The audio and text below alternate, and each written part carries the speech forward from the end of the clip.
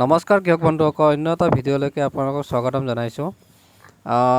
মই বহুত দিন হ'ল ভিডিঅ' দিব পৰা নাছিলোঁ, কিবা এটা কাৰণত বিজি আছিলোঁ। প্ৰথমতে মোৰ গাহৰিকেইটা চাই লওক আপোনালোকে, কেনেকুৱা হৈছে কমেণ্ট কৰি জনাব। এই দুটা খাহী আছে, ইহঁতৰ মানে ৱেট এতিয়ালৈকে 60-65 কিলোমান হ'ব পাৰে। আৰু এইটো মোৰ মানে ছাৰ্ভিচ দিলোঁ 26 জানুৱাৰীত।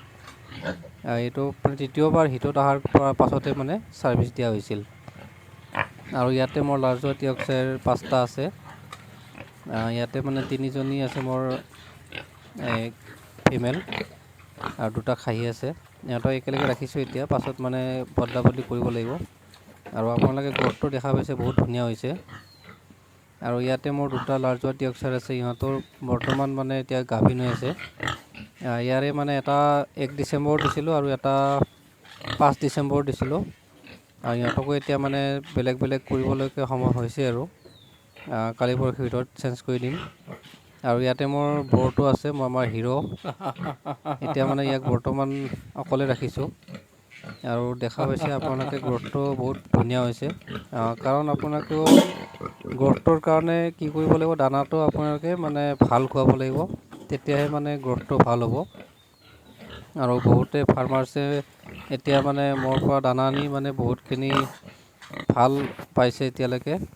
আৰু আজিৰ মেইন টপিকটোলৈ আহিছোঁ। আজি মানে টপিকটো মই বনাব ওলাইছোঁ মানে আমাৰ চালিখন আমি কি ধৰণে বনাম। এতিয়া চালিখন বনাব যাওঁতে আমি সাধাৰণতে 2 ধৰণে বনাব পাৰোঁ। এটাটো মানে টিন লগাই আমি বনাব পাৰোঁ, আৰু এটা আমি প্লাষ্টিক বা খেৰ বা তালপাতেদি বনাব পাৰোঁ। তো আৰু বা আমি 2 চিলীয়া বনাব পাৰোঁ, নহ'লে 1 চিলীয়া বনাব পাৰোঁ। সাধাৰণতে গাহৰি ফাৰ্ম এখন বনালে আমি 2 চিলিয়ে বনাব লাগে, কাৰণ 2 চিলিয়া বনালে আপোনাৰ কৰিডৰটো মাজত থাকিব আৰু মানে সেই কৰিডৰৰ জেগাখিনি আপোনাৰ থাকি যায়। আৰু যদিহে কোনোবা পুখুৰীৰ পাৰত বনাব খুজিছে, তেতিয়াহ'লে আপোনালোকে 1 চিলিয়ে বনাব লাগিব। মানে আপুনি 1 চালি বনালেও মানে ভৱিষ্যতে আপুনি 2 চালিৰ কাৰণে আপোনাৰ প্লানিং থাকিব লাগে।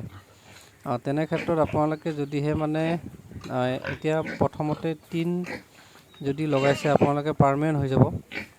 টিন লগালে আপোনালোকে মুধচ মানে আপ চাইড মানে মুধচটো আপোনালোকে কিমান ওখ কৰিব পাৰিব, আপোনালোকে 15 ফুট মানে পিন লেভেলৰ পৰা 15 ফুট আপোনালোকে ওখ কৰিব।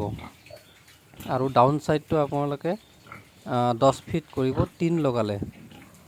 আৰু যদিহে আপুনি খেৰ, প্লাষ্টিক বা তালপাতেৰে বনায়, তেতিয়াহ'লে মানে আপোনালোকে মুধচটো মানে 12 ফিট ওখ কৰিব।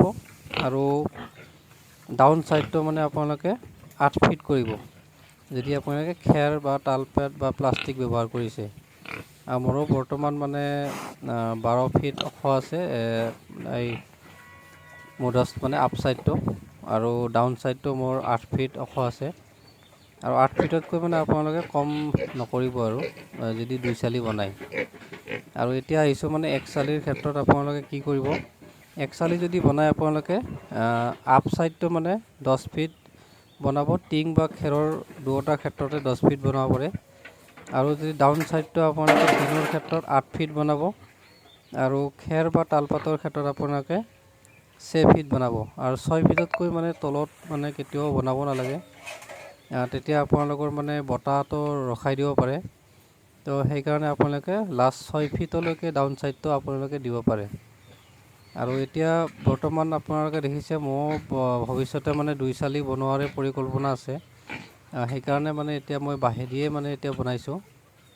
আৰু যেতিয়া মানে ইফালৰ পাৰ্টটো বনাওঁ, তেতিয়া মই মানে 2 চালিকৈ মানে বনাম, আৰু মাজত এটা কৰিডৰ ৰাখিকে 4 ফুটৰ, আৰু সিফালে মানে বনোৱাৰ প্লানিং আছে মোৰ।